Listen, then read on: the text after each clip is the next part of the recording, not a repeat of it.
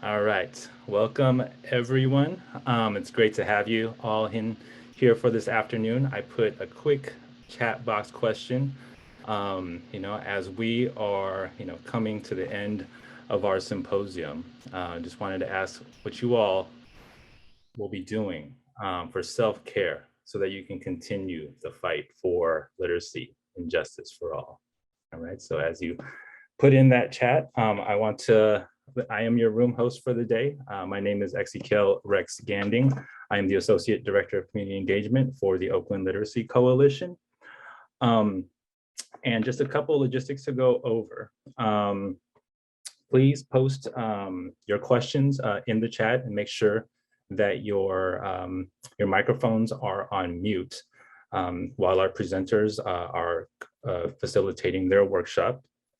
One thing that I'll also mention is at the end of the session, I'll be sending out a poll for all to participate in to evaluate your experience in this session. So before we start, I want to, this afternoon session is called It's Not the Swing of the Pendulum, Reading and the Brain. I'd love to introduce Lani, Mednick, and Margaret Goldberg. And from there, I will hand over to our presenters. So good to be with you guys on this Saturday. If you would, type into the chat just to introduce yourself. What phrases pop into your mind when you hear the phrase science of reading?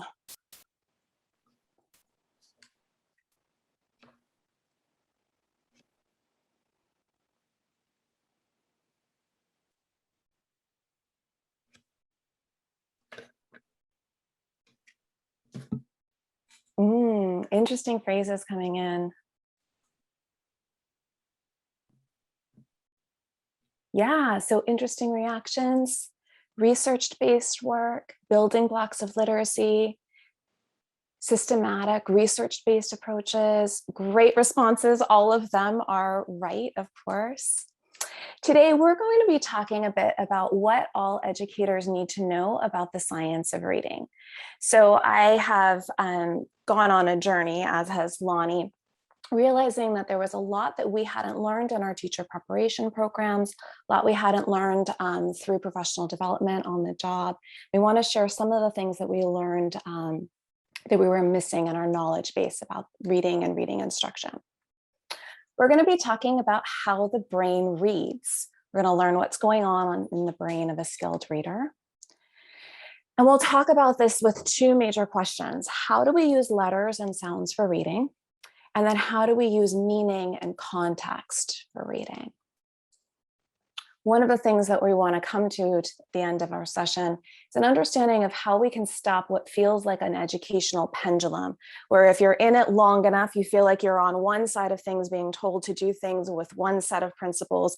And then after some time goes by, you find yourself swinging to the other side, new practices, and it just seems to go back and forth the longer you stay in the game. So we're going to be talking about what we can do to actually stop that experience of the pendulum swing. Can I have someone come off of mute to read this quote aloud for us? The body of work referred to as the science of reading is not an ideology, a philosophy, a political agenda, a one-size-fits-all approach, a program of instruction, nor a specific component of instruction. Thank you so much. And can someone else read this part?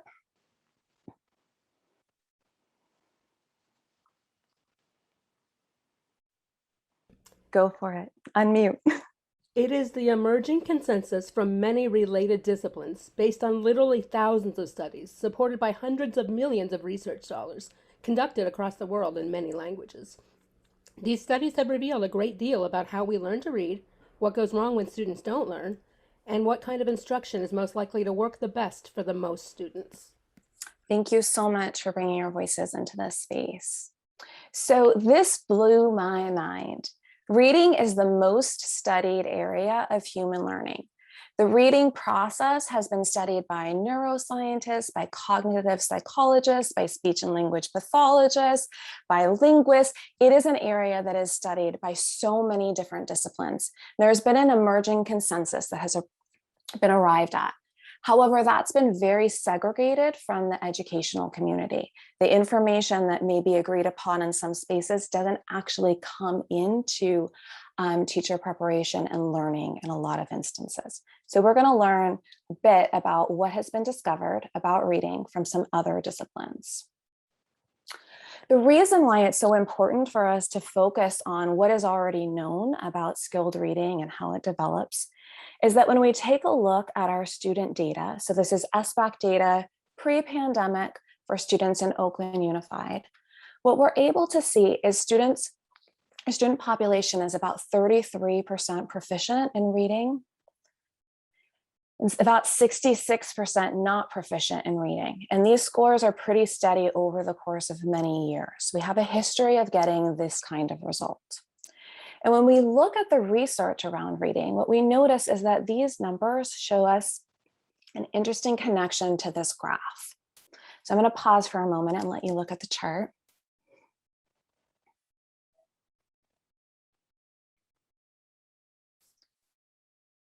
So for about 40% of children, learning to read is either effortless or it comes relatively easily with some broad instruction. So about 40%. But for the majority of students, learning to read requires a specific type of instruction that helps them to crack the code of the squiggles that are on the page and how it connects to spoken language.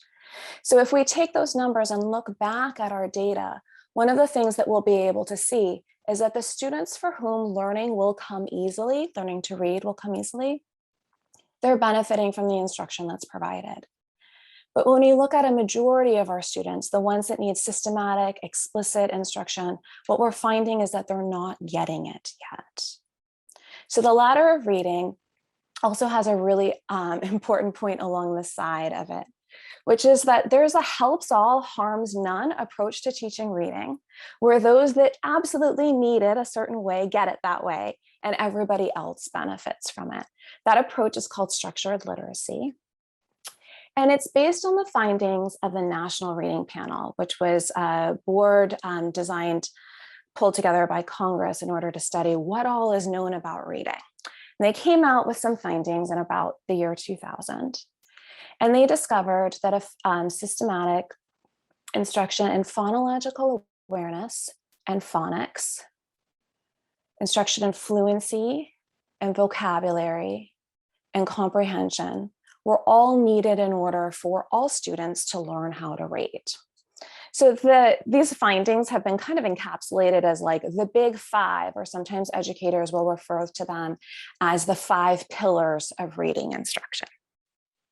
So this information became kind of like a set of check boxes. So what would happen is that we would look at programs and be like, does it have each one of these things? If so, it's probably going to give me a good recipe for teaching reading.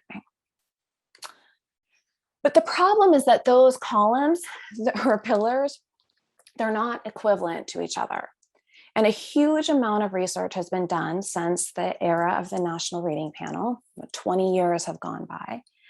And more has been discovered about each one of those big 5. That phonological awareness, it's a type of knowledge. It's an insight that the word cat is made up of 3 sounds, k, at, and that it's a word inside of a longer string of sentences. That would be an insight that a child needs to have to read and write. Systematic phonics, well, that's a type of instruction. It's teaching kids how the sounds in their language connect to the letters on the page. Fluency is a characteristic of skilled reading, so it's a symptom. Vocabulary is a component of language. And comprehension, well, that's the end goal. That's the condition we want to create in all students as they're sitting with print on the page. We're going to watch a quick video that's of a cognitive scientist named Dr. Mark Seidenberg. He's going to talk a little bit about what teachers need to know about the science of reading.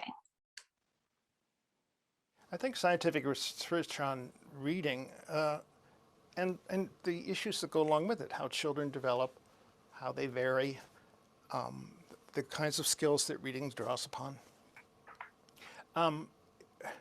has progressed enormously and has yielded findings that are absolutely rock solid.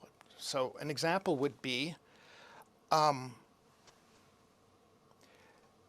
we've known from studies of children's behavior and adults' behavior, and now more recently from studies of the brain, that the hallmark of skilled reading is the integration of print with what the person knows about spoken language.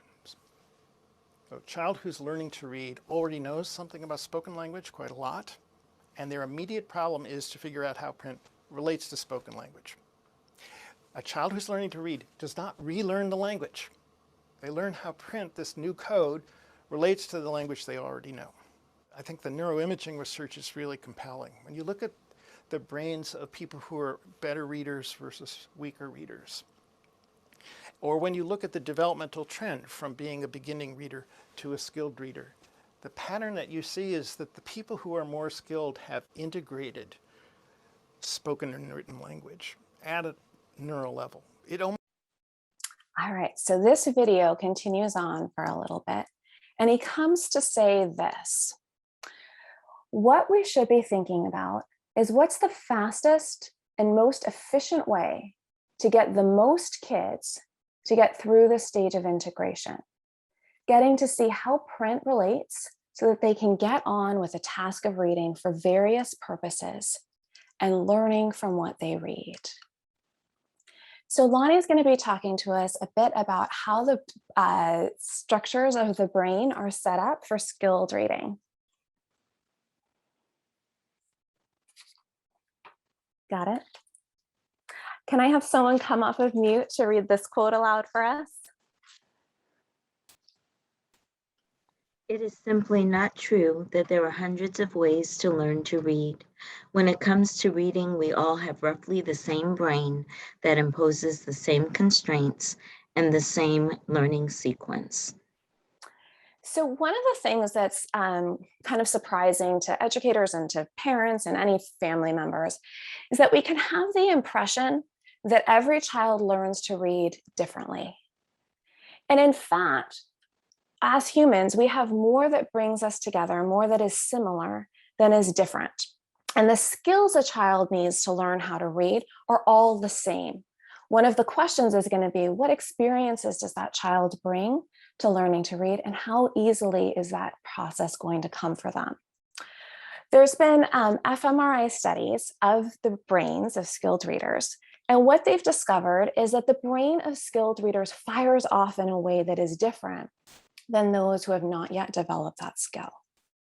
So what is so interesting about the brain is that what we find is that there needs to be a connection between letters and sounds made in order to understand how the print relates to the language that the child already knows. So we're going to take a look at this 4-part processing system in more depth with Lani talking about the phonological processor.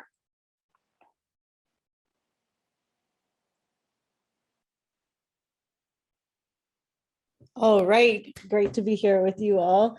I am really excited to talk about how the brain reads and how we use letters and sounds for reading, because this is what solidified this understanding for me. I had been in a lot of different professional developments about different modalities, strategies, but it is when I learned about what is happening in the brain that it helped it all click for me.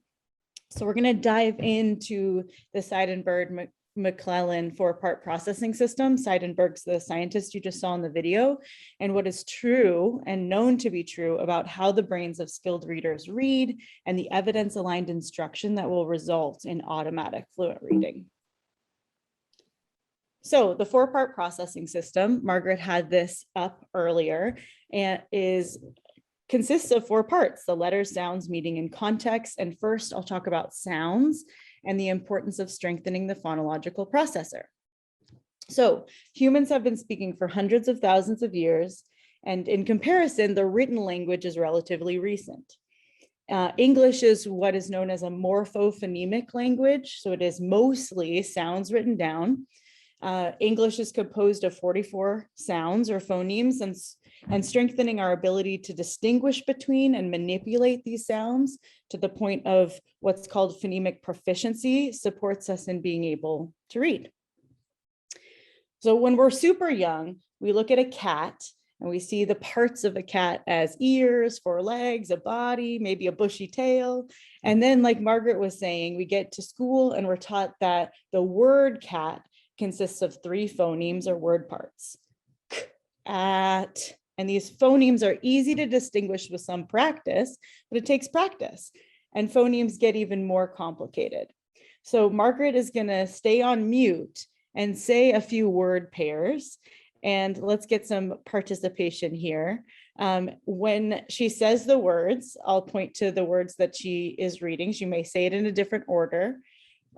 She's just going to say one of these 2 words. And I want you to type in the chat which word you think she is saying. So for the first one, I'll just say, because this is something that as a child, like I got confused. Pacific, specific. We hear kids say those kind of things and confuse them because of the order of the phonemes.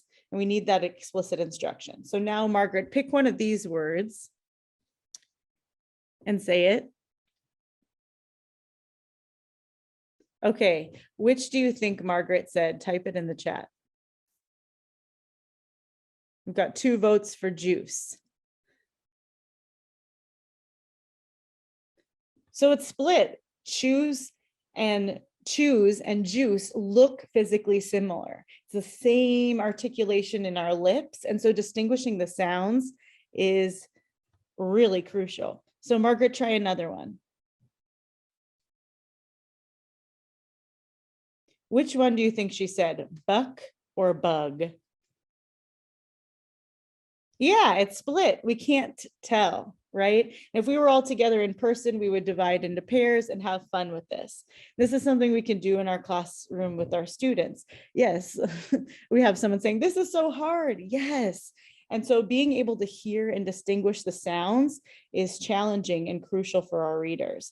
And what's tricky about the word pairs is not only the order of phonemes, but we've got articulated and unarticulated sounds. We've got voiced and unvoiced sounds. In this next one, invisible and invincible, there's the hard S like Z and the soft C here like S. And all of this can impact reading. And it can impact comprehension if words are confused. So it's really important to be able to distinguish and manipulate the sounds. The phonological processor itself is located in the back part of the frontal lobe of the brain. It helps us replicate language we hear. It helps us perceive and remember speech sounds, like the activity we were just doing. And it helps us notice the small differences in words. Students with weak phonological processing may confuse similar sounding words. They may have difficulty recognizing and manipulating the sounds in words, and they may struggle when blending sounds together.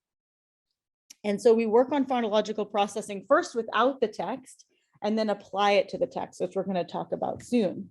But one thing to note is that diagnostic or screening data of many older struggling readers suggests that weak phonological processing, better known as phonological awareness, is the #1 barrier to fluent reading. And in a majority of our schools, phonological awareness instruction happens only in the early grades. So some students continue to struggle unless or until they receive explicit phonological awareness instruction. So, calling attention to the physicality of sounds like hand on throat, tongue to the teeth, etc., is one way to support students in really thinking about the distinguishing between sounds. And some things that we really want to see more of in classrooms is explicit teaching focused on hearing and articulating these speech sounds. We want to see an emphasis on blending, segmenting, manipulating sounds in spoken words, and particularly paying attention to what's called continuous blending. So with the word cat, we would want students to be hearing the sounds cat instead of staccato blending like at to help apply to their reading. We want to make sure that students are screened and that there's progress monitoring, so we know which of our students have and are gaining these skills and which need more support. We want to see less minimal or incidental instruction about speech sounds. We want to see less insufficient instruction in separating, blending, and manipulating sounds and words. And we want to make sure that all of our teachers don't confuse phonological awareness with phonics. They're actually different strands. And we want to see less instruction without the expectation of mastery. We really want our students to gain what is called phonemic proficiency. So I just spoke for a while, and I'm an educator. So let's take a moment to pause, stop and jot. What do you want to remember about phonological processing? And I'm already seeing some questions in the chat. So if you have some questions about what you just heard, type it in the chat. We'll just take about 1.5 minutes for processing.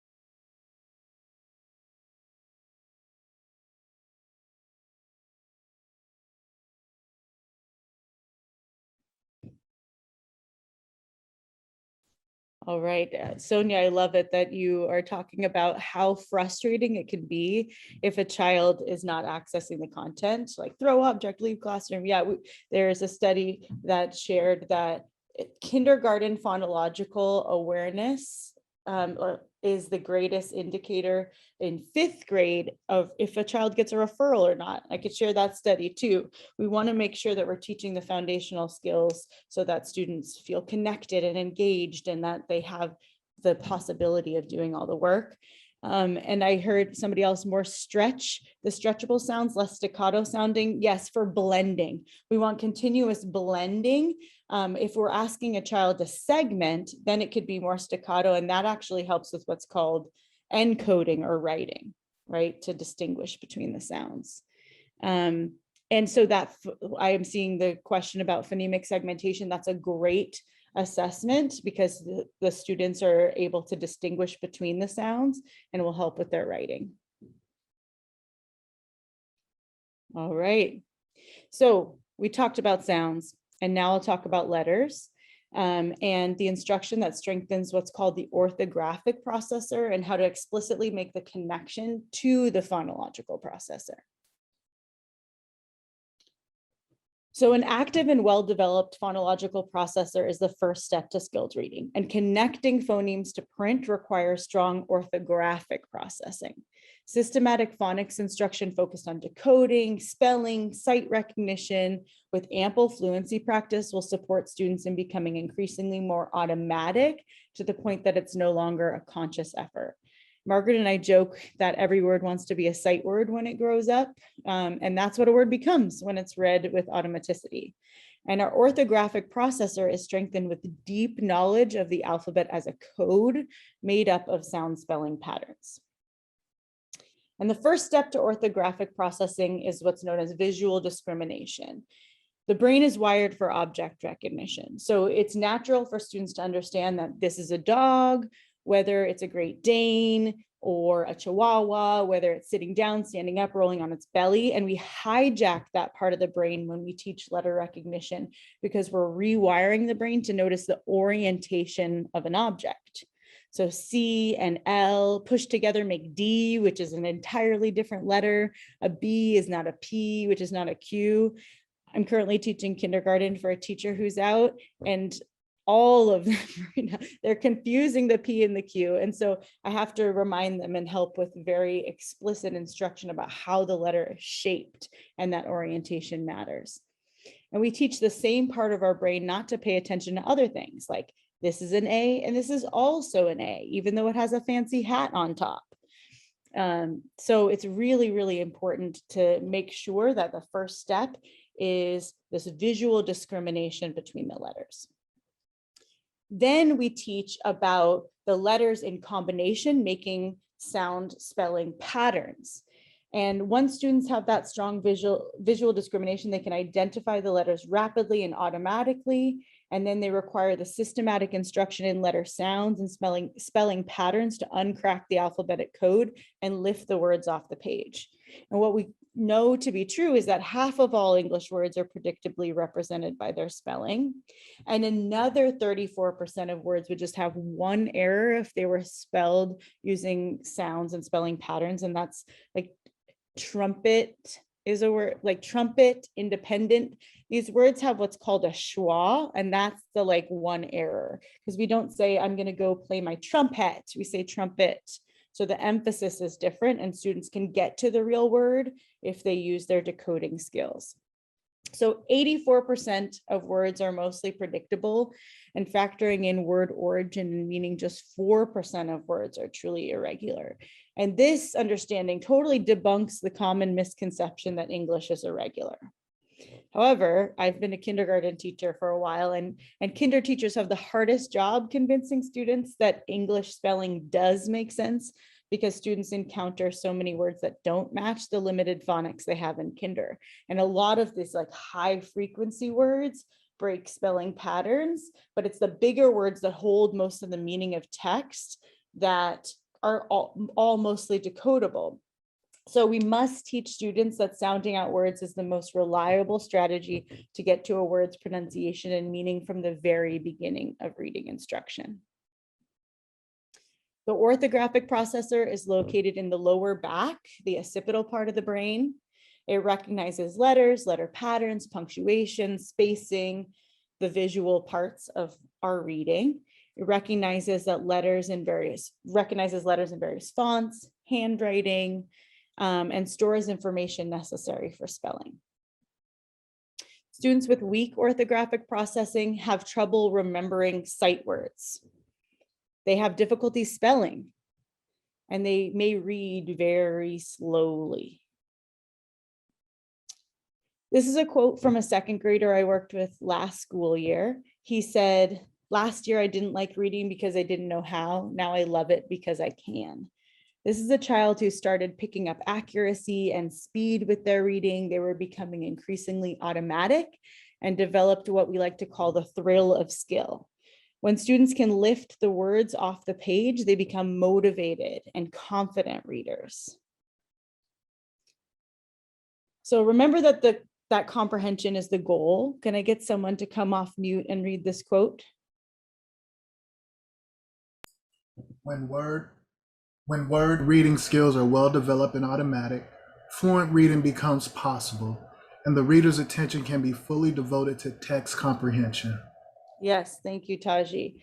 And in contrast, disfluent readers that haven't yet made sense of the code or been explicitly taught the code, they have to focus so much of their brain on the decoding that they don't have much space to attend to the meaning of text. So to ensure fluent reading for all, we must teach students phonics, or how to decode the words. And here's what we mean by the phonics. Explicit, systematic, cumulative teaching of spelling, sound correspondences, syllables, and meaningful word parts. And that needs to happen with a clear scope and sequence. We need also to provide lots of opportunities for our students to apply what they're learning to text. And we want to prompt more sounded out or decoding first before it doesn't make sense. This is in contrast to opportunistic instruction and spelling patterns. I used to provide opportunistic instruction when I taught guided reading. I used to pull a book and let the text guide the instruction instead of cumulative foundational skills that students needed. And I realized that left too much to chance and that it didn't work. We also want less children guessing at words from context and the first letter. And we want less predictable books, because predictable books make children guess and rely on the picture, for example. So big picture, what's really important to understand here about phonics is that if you care about comprehension, you have to care about high quality phonics instruction, because you can't comprehend what you can't decode on your own. So this is one of our favorite memes. It's funny, but it's also true. No one is advocating for classrooms to only include foundational skills instruction. That's a total misunderstanding of the science of reading. And in our classrooms, we must build that true thrill of skill and a love of literature and learning through rich, complex text, deep background knowledge through content, and lots of discussion. The modality of this is different. It can be done with text beyond what students can read on their own. So we're simultaneously supporting our students in being able to independently read by teaching them every little piece of the code. And that can happen in our small groups, differentiated by what the kids need. And we can have rich whole class discussion that helps kids find this like overall love of the world around them and excitement for reading. So we talked about how we use letters and sounds for reading. And now how do we use meaning and context for reading according to Reading in the Brain? So we've got the 4-part processing. Again, we talked about the letters and sounds, and now we'll talk a little bit about meaning and the meaning processor. The meaning processor is located in the temporal areas of the brain. It interprets meanings of words in and out of context. So let's do this with a sample word, for example. Let's take the word match. Let's type in the chat. What are some definitions that you have in your brain for the word match? Type them in the chat.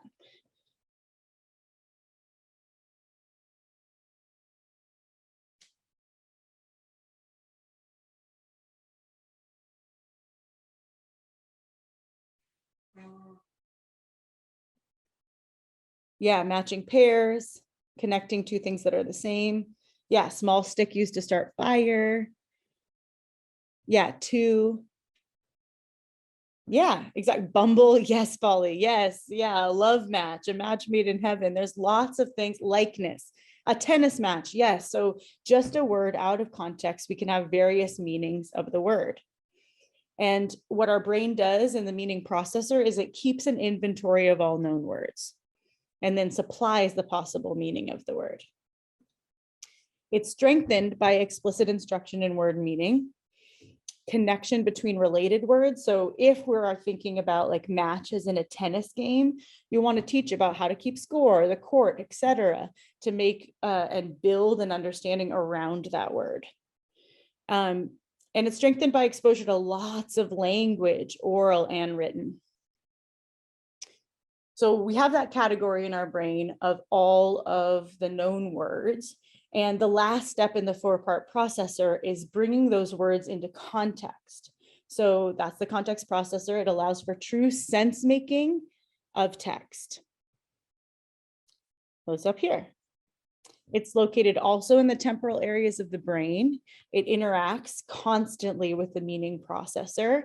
It helps us to distinguish between similar sounding words like past and past. It resolves the ambiguity of words with multiple meanings, and it plays only a small role in word recognition, which I'll discuss on the next slide. So here's an example of the 4-part processing system put together, and what is rapidly and automatically happening in the brain of fluent readers. So the first step, like we talked about, is this connection between letters and sounds, or the decoding of a word. That comes first. So if I'm looking at these letters, I can visually discriminate. This is a B, this is an O, this is a W. I will learn that OW comes together often as a word pattern, and or a sound spelling pattern, and then I connect it to the sounds.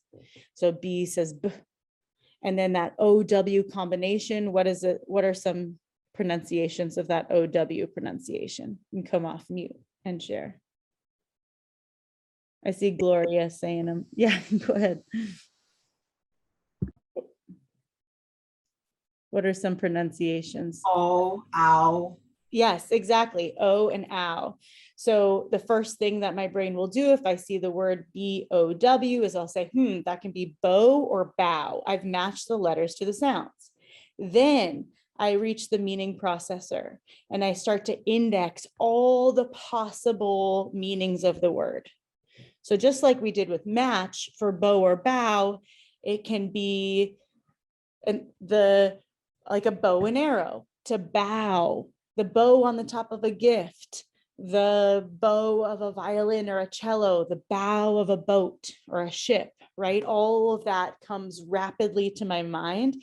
And that's the index of what I know from oral language and what I've been taught. The next step is putting that category in context. So if I see the sentence, the blank scraped the dock, and I know that it's one of the, like, I'm trying to figure out what this word is. If I'm able to first lift it up, it's bow or bow. In context, I can say, oh, it's bow. The bow scraped the dock, right? And this, if I was an unskilled reader, many unskilled readers try to go backwards. They try to start with context, but if they can't yet lift the words off the page, they would see that B, they might see a picture, they might say boat. And this ultimately will impact comprehension. The pictures are going to be pulled away and they may struggle even more. So as I mentioned earlier, we must teach decoding first strategies or instruction instead of context first to promote skilled reading. Margaret, anything you'd add on here? Okay. So can I get a volunteer to read this quote?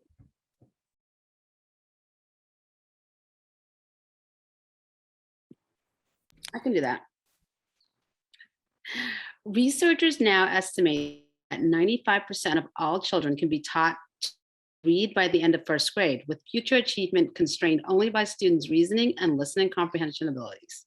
Exactly. And 95%, we looked at some of the data at the beginning of this presentation with Margaret. It's not what we're seeing in our schools, but we know it's possible with evidence-based instruction. So I'm going to pass it over to Margaret, who's going to talk more about how we stop this pendulum, because we know how reading in the brain works. So what can we do about that? All right, thanks so much, Lani. So one of the things that we're going to share with you is an advocacy guide for teaching reading. And we're going to drop this document in the chat. Let me pull my screen up so that you're able to see it. Lani, you got the doc in the chat?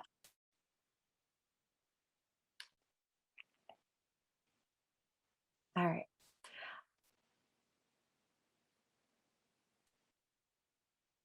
Working on the link. There we go. All right.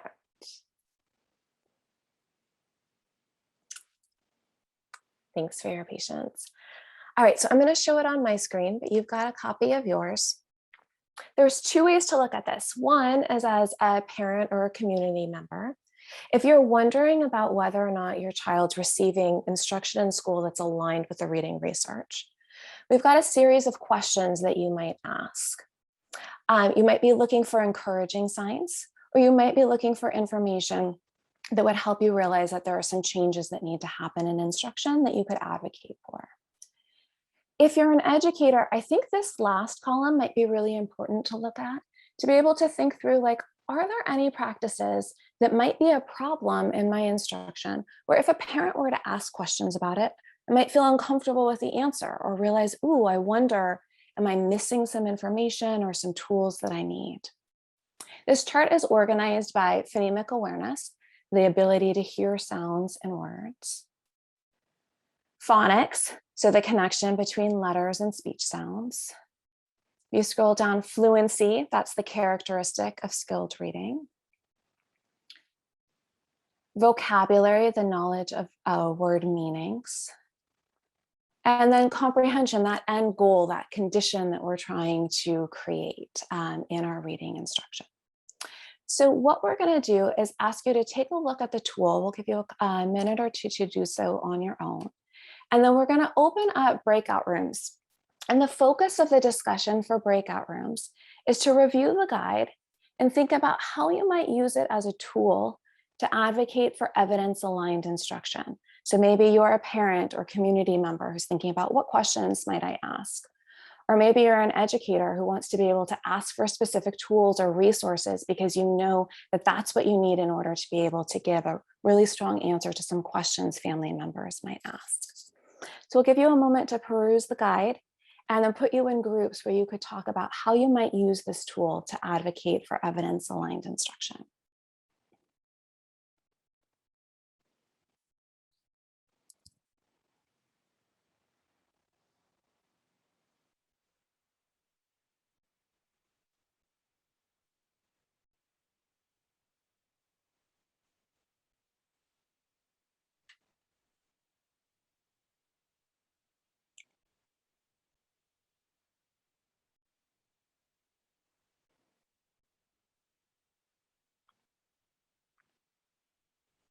So we'll open up breakout rooms. And if you need some more time to be able to process quietly, feel free to say that to your breakout room compatriots. You can just say, I need a moment to read a little bit more, and then let each other know when you're ready to start talking about the advocacy guide. You can open up the breakout rooms whenever you're ready.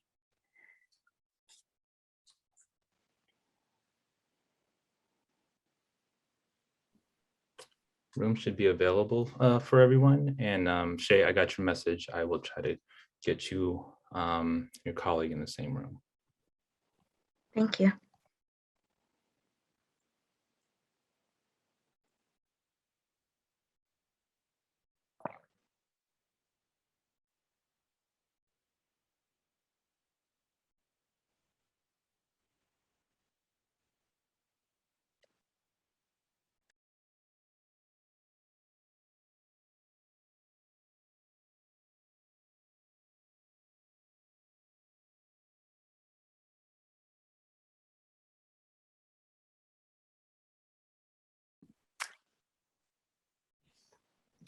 All right, if you just came back from the breakout rooms, we'd love to hear some of the things you were discussing.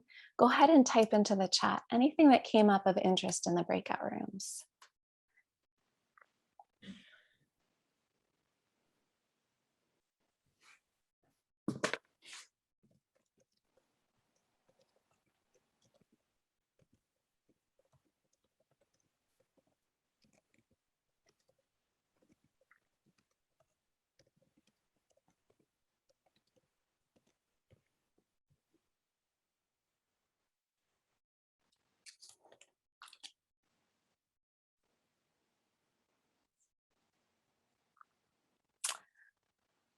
All right, welcome back from breakout rooms. Probably that cut you off in mid-sentence. That always happens to me. But if you would, type into the chat or come off of mute. What were some things of interest that came up in your breakout room as you were talking about this tool?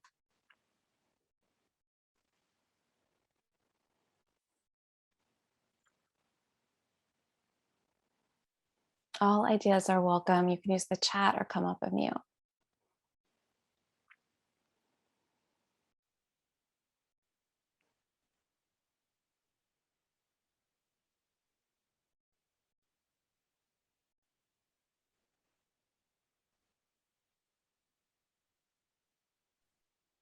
I can say something. Hi. My name is Lola Day. I'm a children's librarian at the Oakland Public Library. I am not a teacher, so a lot of this is new to me. We more focus on just like the joy of reading, and we have thousands of books, and please come see us, and not so much like the science behind what happens when, like, as you're learning to read. And I was saying in the group that a lot of times when we do get families in saying, you know, my kid's in this grade and they're having trouble reading, and can you help? Do you have books? Like, we can help them find books on like different, like general levels. Like, we don't level our books here at all for various reasons, but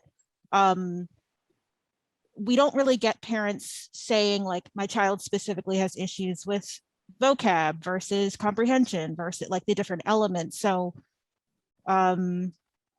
yeah, I guess I don't even know where I'm going with this, but yeah. I think you got us started off in a lot of really great directions. Lani, anything you wanted to say to respond? Or anyone else's voice we can bring into the space?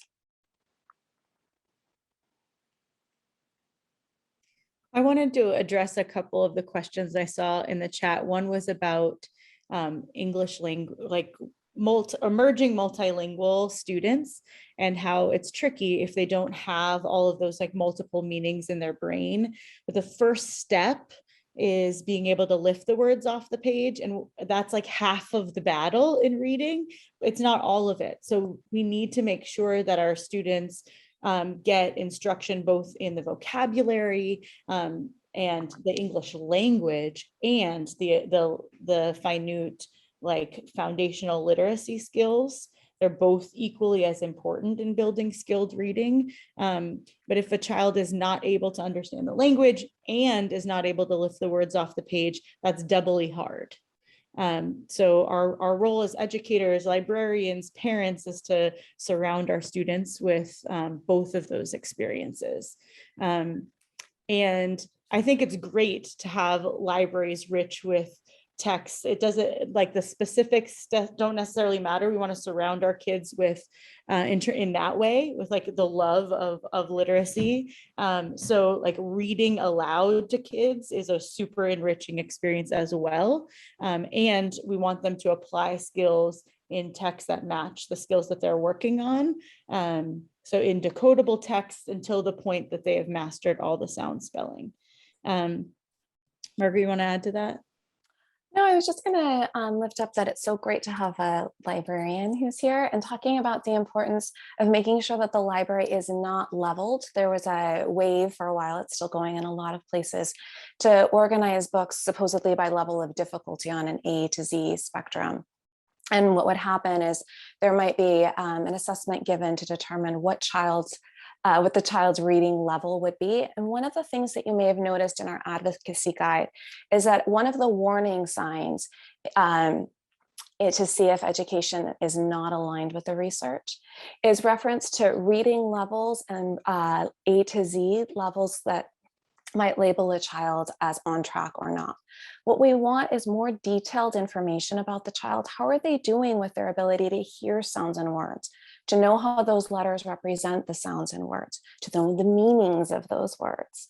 We need to have more detailed data on our students than just a individual letter stamped on. All right, we have another discussion, which is going to be Real quick before that, I wanted to address one more question that came up in the chat. Good. So Beth was talking about, like, why is it a reading war if it's both? And I think there's a deep misunderstanding. Like, the reading war is like whole language versus what's perceived as phonics only. And that's often misunderstood. What the science of reading and the reading research suggests is like just the different modality for teaching a child how to read or lift the words off the page, but it doesn't, like we talked about with that doesn't exclude these rich literacy experiences.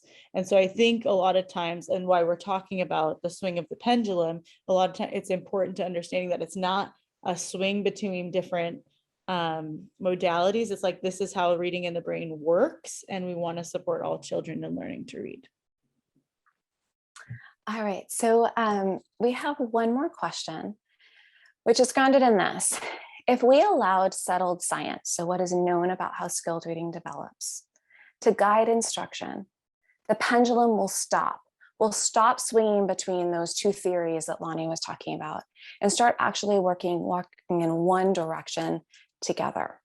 So to stop that pendulum swing, to allow science to guide instruction instead of theories or beliefs or desires, one step is to review the current reading research together. So come together, parents, community members, educators, to understand what is already known about skilled reading and how it develops, and what instruction is most likely to result in the most students learning to read. A second step is to conduct a curriculum and Ph.D. audit. So looking through the curriculum adoption, making sure that the materials are aligned with what you've learned about how skilled reading develops, and those audits to make sure that all of the efforts are aligned so that teachers aren't receiving conflicting information about what instruction should look like and what materials they should use.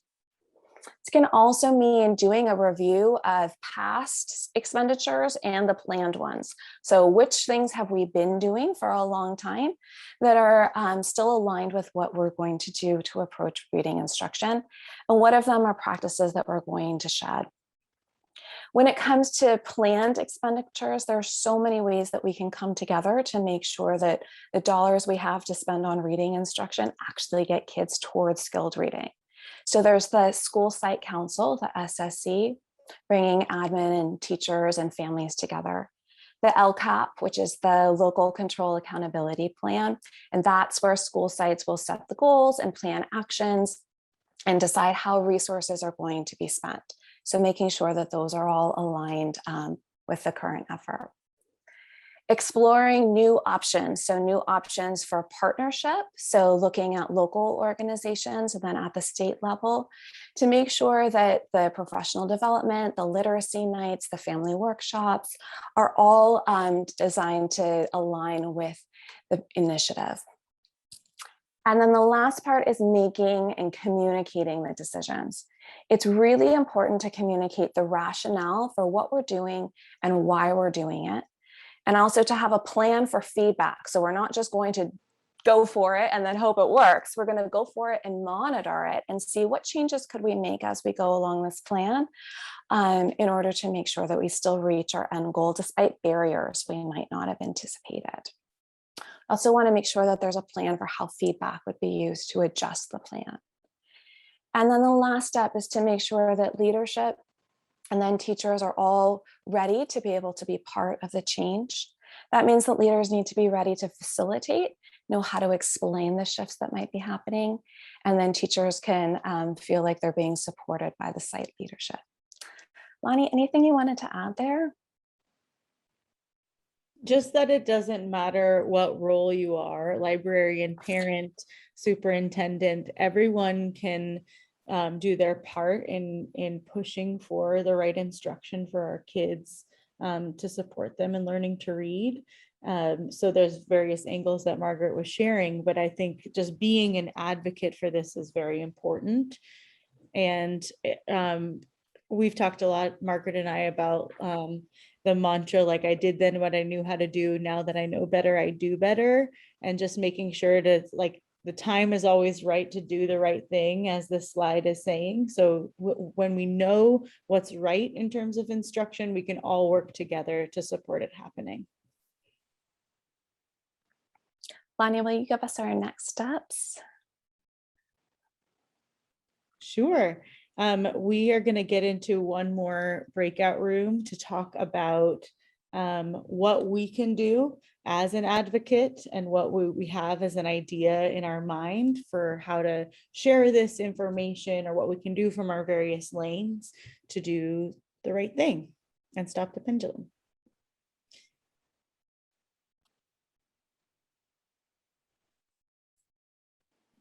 All right, well, I will open the rooms now. I've redistributed, so we have at least 4 in everyone, so rooms are available. Thank you, Rex.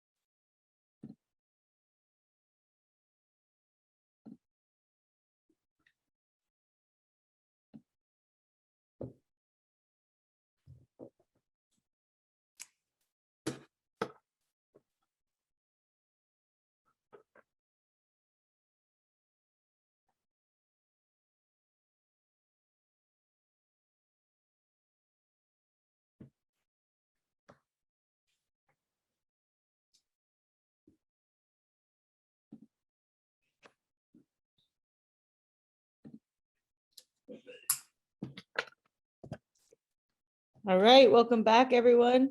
Hope you're fired up about literacy instruction on this Saturday afternoon and would love to see and hear some of your thoughts. So what are you going to do as an advocate to ensure all students get evidence-aligned instruction that ensures they learn how to read and read well? Type it in the chat, come off mute. We'd love to hear.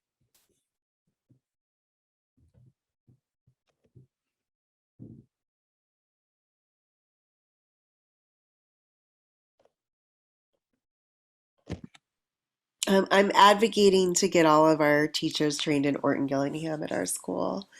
I was successful this year in getting our administration to purchase all of the Heggerty phonemic awareness for the classrooms, and then Orton Gillingham is my next hope.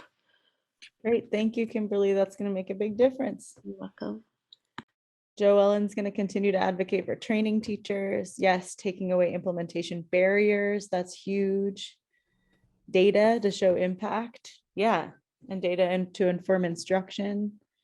Awesome, Manpreet, pushing districts to answer those questions and invest in equitable curriculum resources.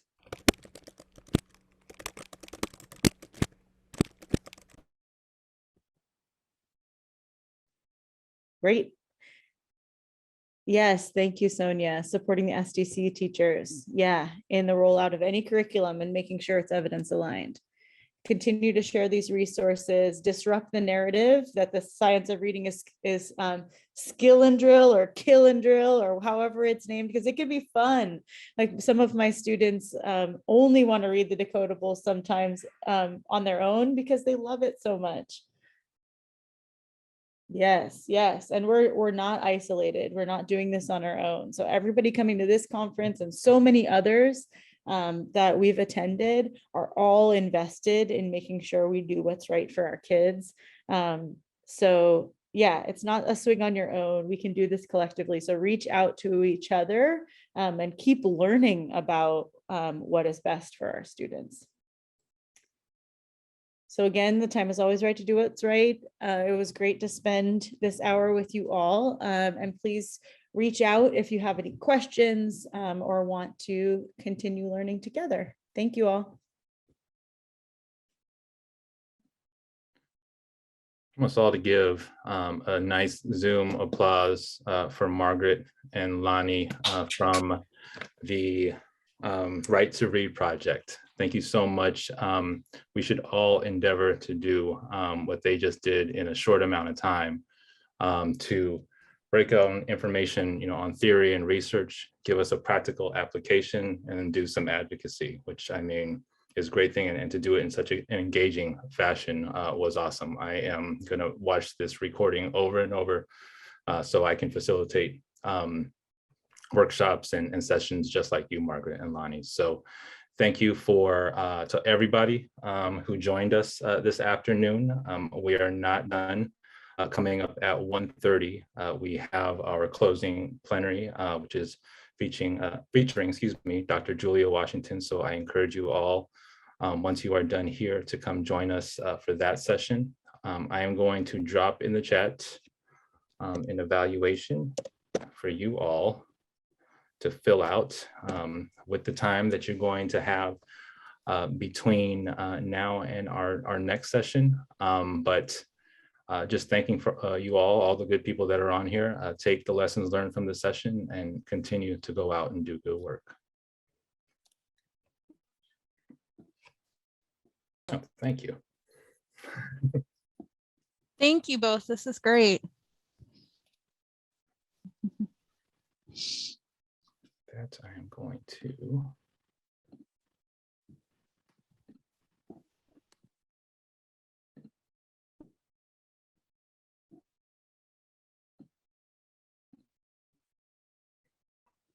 We'll close the way we opened.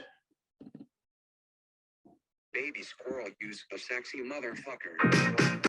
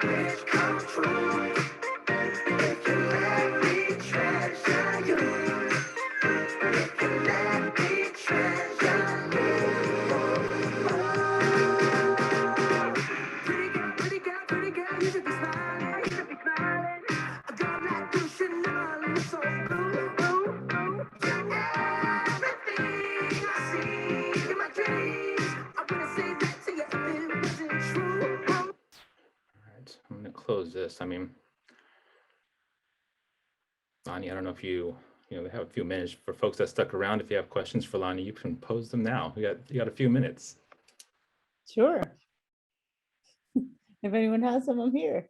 Yeah, and if not, great work, Lani. Thank So you. glad I had you for my one and only room hosting session. No problem. Thanks so much. I hope they have a great rest of your day and weekend. All right, and I'm sure we'll be talking soon. So we need to keep on doing this. So We do. Thank all you. right. Bye. Take care. Take Bye. care.